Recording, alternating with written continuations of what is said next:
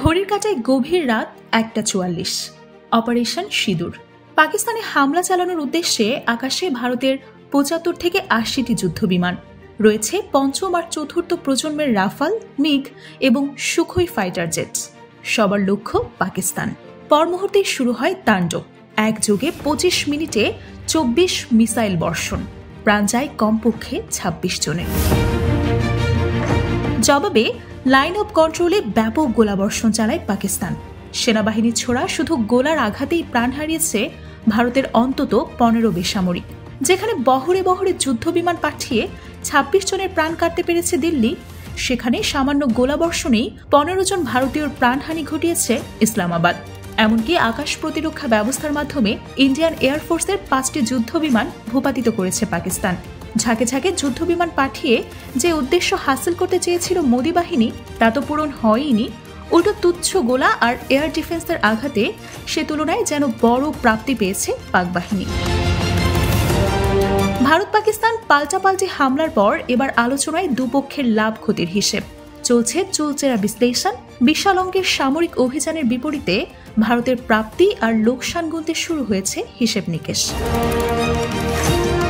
Operation সিঁদুর নামের বিশেষ এই অভিযানে অংশ নেয় ভারতীয় বিমান বাহিনীর অন্তত 75 থেকে 80টি যুদ্ধবিমান।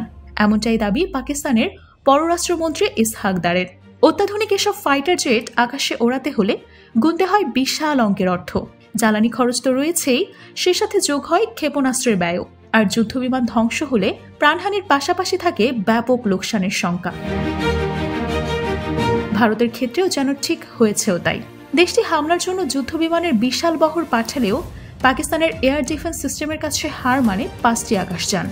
ভূপাতিত করা হয় এক একটি $228 মিলিয়ন সমমূল্যের 3টি রাফাল ফাইটার জেট। এছাড়াও মাটিতে আছড়ে পড়ে একটি মিগ ও একটি সুখোই যুদ্ধবিমান। আটক করা হয় পাইলটদের, দাবি ইসলামাবাদের।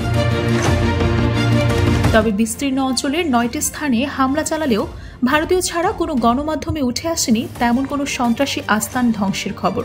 উল্টো এসব হামলায় ধ্বংস হয়েছে মসজিদ, বাসাবাড়ির মতো বেসামরিক স্থাপনা।